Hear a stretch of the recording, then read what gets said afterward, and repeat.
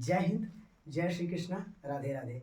जैसा कि आप लोग कल की तरह फिर से जानदार, शानदार और लाजवाब होंगे, मस्त होंगे, बढ़िया होंगे, अच्छे होंगे। हंसते रहिए, मुस्कुराते रहिए। चलिए, जैसा कि हमने अपने अगले कार्यक्रम में बात किया था, समांतर रेखाओं के हमने परिचय बताए थे। उसके विषय में लगभग 3 सवाल पे हमारी बातें डिस्कशन हो चुकी थी। आज उसी को देखते हुए, मद्देनजर रखते हुए आज हम बात करेंगे, लगभग चौथे सवाल पे बात करेंगे। इसको पार्ट 2 बोल सकते हैं वीडियो का, ठीक। तो पार्ट 2 में हम लोग सवाल नंबर चौथे पे पढ़ेंगे। लिखा है कि पार्श्व चित्र, पार्श्व चित्र का मतलब दिया गया चित्र जो है उसमें लिखा है कि L और M दो समांतर रेखाएं हैं तथा T एक तिर्यक रेखा है। तो पहले इसे समझिए, L और M दो समांतर रेखाएं। देखिए, एक है यहाँ से लेकर यहाँ तक खींची गई L और यहाँ से यहाँ तक खींची गई M। तो ये दोनों एक दूसरे को, दो रेखाएं हमने क्या बताया इंट्रोडक्शन में कि जब दो रेखाएं एक दूसरे को क्या हो, समांतर दिखे तो उसी रेखा को हम क्या बोलेंगे, समांतर। समान हो तो समांतर बोलेंगे, ठीक।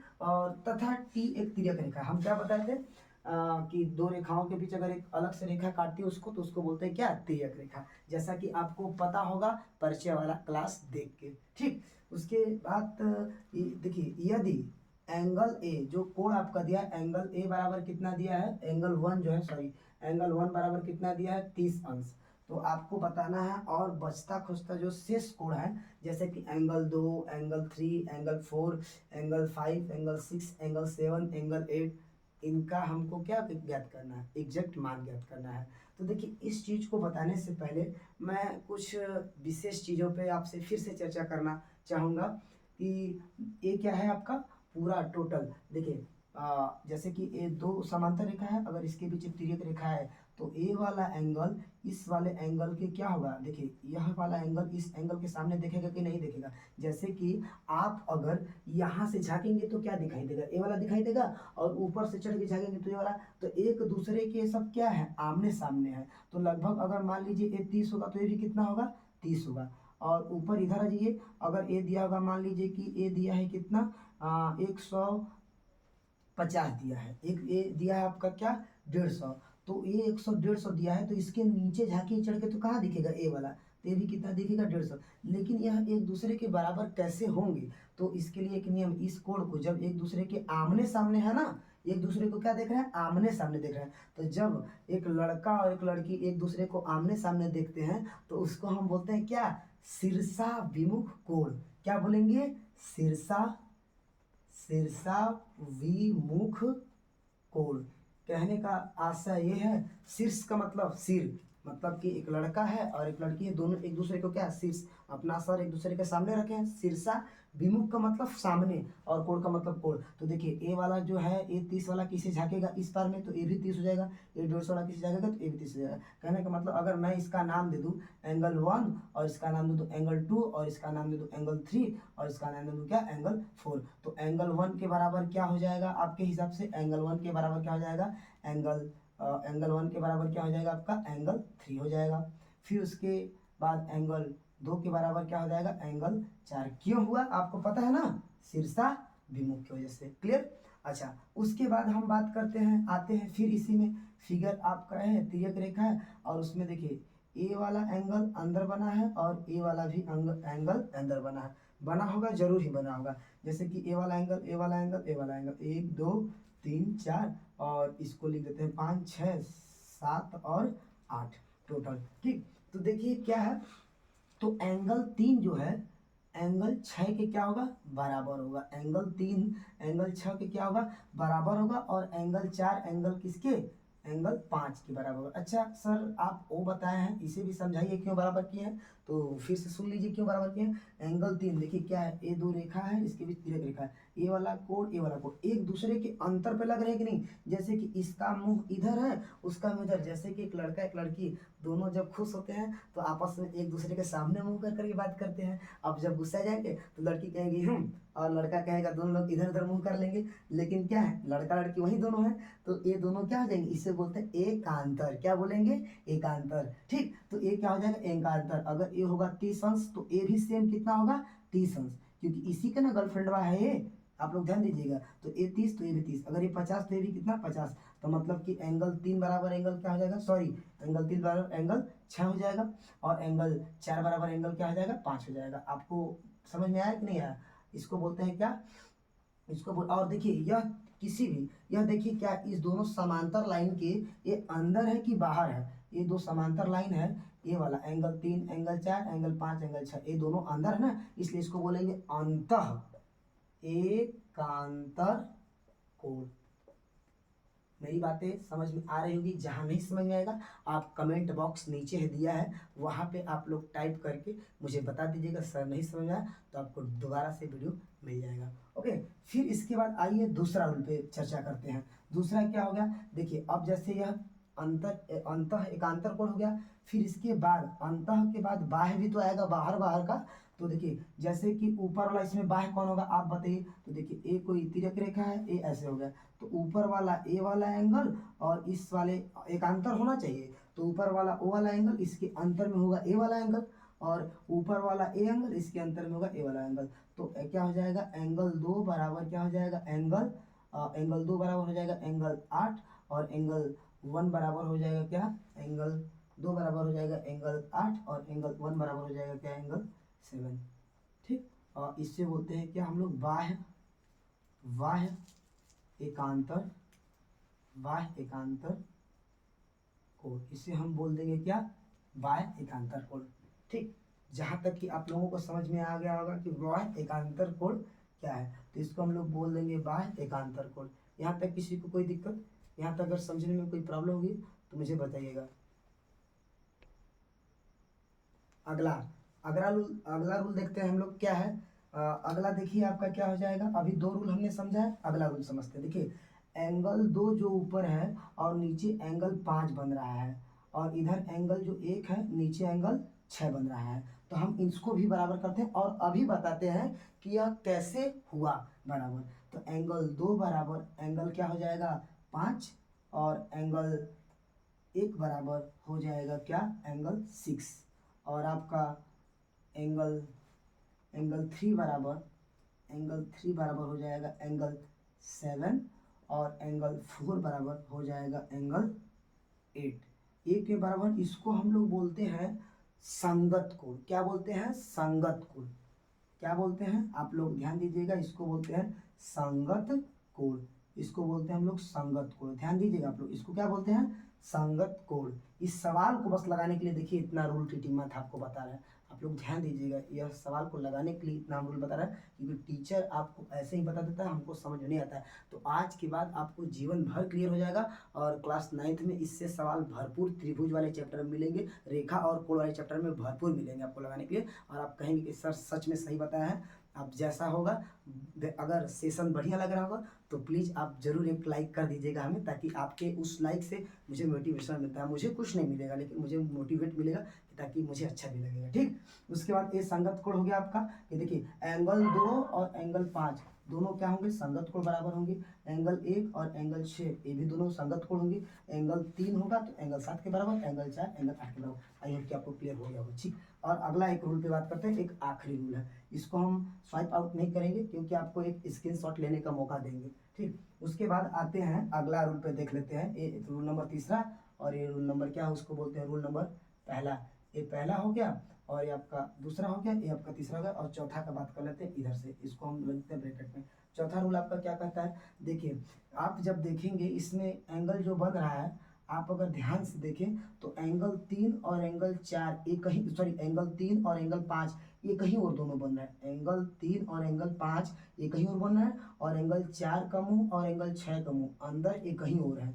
तो ऐसे अगर दो समांतर रेखा के बीच और दोनों का कोण, और ये तिर्यक रेखा अपनी, तो तिर्यक रेखा के बीच बना कोण एक ही ओर हो, तो इसको हम लोग बोलते हैं क्या, इसको हम लोग, ये भी दोनों आपस में क्या हो जाएंगे, बराबर हो जाएंगे। कहने का मतलब है क्या है, एंगल 3 जो बराबर होगा एंगल 5 के, और आपका एंगल 4 जो बराबर होगा एंगल 6 के। शायद आपको समझ में अब आ गया होगा कि क्यों बराबर होंगे। रीजन में तिर्यक रेखा के एक ही ओर के कोण।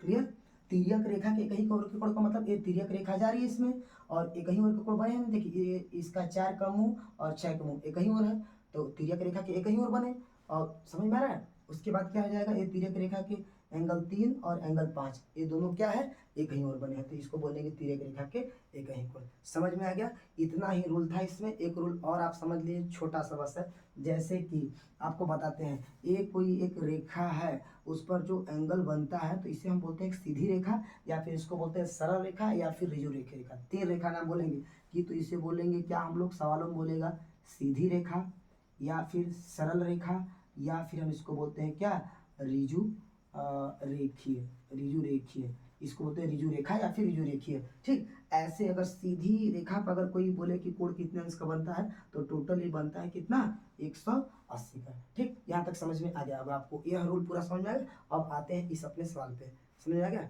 ठीक, आइए अब रूल समझने के बाद अब सीधे चलते हैं अपने सवालों की तरफ, रुख करते हैं और देखते हैं कि क्या अब सवाल, हम ऐसे सवाल आएंगे जो नियम अभी इसके पहले पिछले बात किए हैं, क्या इस पर सवाल आएंगे तो हम लगा देंगे। तो इस बेसिस पे सवाल को चेक करते हैं। तो देखिए, सवाल हम पहले ही पढ़ चुके थे इसका, और एक बार फिर से आपको याद दिला देते हैं, पढ़ देते हैं कि L और M दो समांतर रेखा है जो कि आपको दिखाई दे रहा है, और उसमें एक तिर्यक रेखा काट रहा है। ठीक, और उसमें मान दिया है angle 1, angle 2, angle 3, angle 4, angle 5, angle 6, angle 7, सारा एंगल का मान दे दिया है, और उसमें एक एंगल का मान दिया है कितना, 30 अंश। तो एंगल 1 बराबर अगर 30 अंश दिया है, तो एंगल 2 का मान निकालिए, और एंगल क्या निकालिए, एंगल 3, 4, एंगल 5, 6, 7, 8 का मान निकाल दीजिए बचता खुचता। तो चलिए निकालते हैं। तो हमने क्या बोला था, आपको एक रूल बताया था लास्ट में, याद होगा तो याद होगा, याद कीजिएगा। एक सीधी रेखा पर जो कोण बनता है वो कितना बनता है, टोटल 180 का। तो उसमें देखिए, मान लीजिए ऐसे एक रेखा होगा, तो उसका आधा ये कितना है, 30 अंश है। तो बताइए, ये टोटल हम बोले एक सीधी रेखा पर कितना टोटल बनता है, 180 अंश का। तो ये 30 बना है, तो ये कितना बनना चाहिए। तो आप क्या करेंगे, इसका तो मान दिया है, तो लिख देते हैं क्या, angle 1 plus angle 2 equal to, दोनों को जोड़ेंगे तो कितना होगा, 180, क्योंकि एक सीधी रेखा पर बना कोण कितना होता है, 180। देखिए ये सीधी रेखा है, इस पर ऐसे टोटल मिलाएंगे तो 180 का बन रहा है कि नहीं बन रहा है, बन रहा है। ठीक, नहीं समझ में आएगा तो बताइएगा। क्या आप कमेंट करके मुझे ये बताइएगा कि क्या वीडियो स्लो बना रहे हैं या फास्ट बना रहे हैं। इस पर जरूर हमें एक विशेष बताइएगा, दीजिएगा सुझाव। ठीक, उसके बाद क्या करते हैं आगे कि देखिए, ये टोटल कितना 180 होगा, तो ये 30 दिया ही ऑलरेडी, तो इसका मान हम रख देते हैं 30 प्लस कितना, एंगल 2 बराबर कितना, 180। इसको ले जाएंगे कहाँ, उस पर। जब इधर से कोई संख्या प्लस में हो, उस पर ले जाते हैं तो क्या बच जाता है, माइनस में। तो एंगल 2 इक्वल टू हो जाएगा 180 माइनस 30, और 2 बराबर हो जाएगा क्या, 180 में से 30 जाएगा कितना। देखिए, आप बाईलिंगुअल पढ़िए, हिंदी और इंग्लिश दोनों, तो हम दोनों मिक्स बोल रहे हैं, तो आप लोग दिक्कत होगा तो बताइएगा जरूर। ठीक, तो हो जाएगा एक क्या हो जाएगा, 180 में से 30 जाएगा, कितना बच जाएगा, 150। तो इसका मान कितना आ गया, एंगल 2 का मान जो आएगा कितना, 150। समझ आ गया। उसके बाद क्या हो जाएगा, अगला देखते हैं आपका। देखिए, बाहर एक कुत्ता भौंक रहा है, उसके लिए थोड़ा सा इग्नोर कीजिएगा, बातों को नहीं समझ में आएगा। ठीक ठीक, उसके बाद आइए अब निकालते हैं हम एंगल 3। तो ए देखिए कितना था, एंगल 3 निकालना है। तो हम क्या करते हैं, अगर देखते हैं ए 30 है, तो हम बोलते हैं कि ए भी एंगल 3 भी क्या हो जाएगा, 30 हो जाएगा। क्या सही बोले हैं। लेकिन आपको रूल याद है, बताए हैं। हम बोल देते हैं एंगल 1 इक्वल टू एंगल 3, कैसे, शीर्षा विमुख से।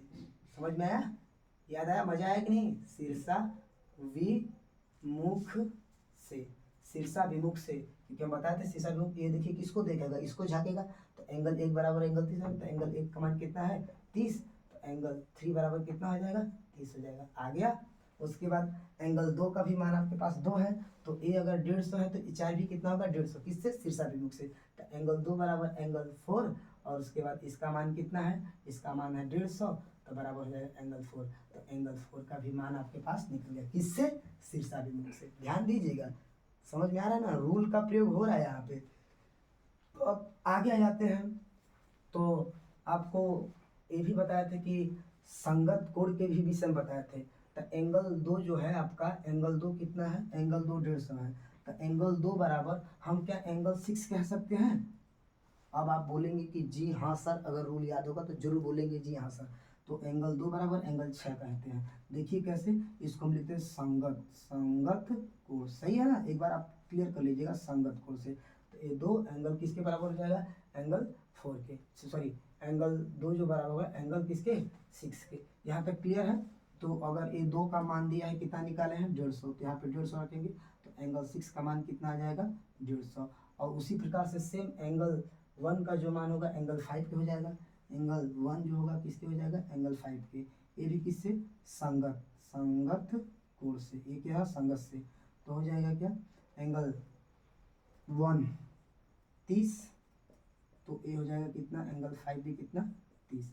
अब जब एंगल 1 हो गया सॉरी एंगल 6 हो गया कितना आपका इतना, तो हम कह सकते हैं एंगल 6 बराबर एंगल 7 किससे, समझ में आया क्या है शीर्षाभिमुख। तो लिख देते हैं क्या शीर्षाभिमुख,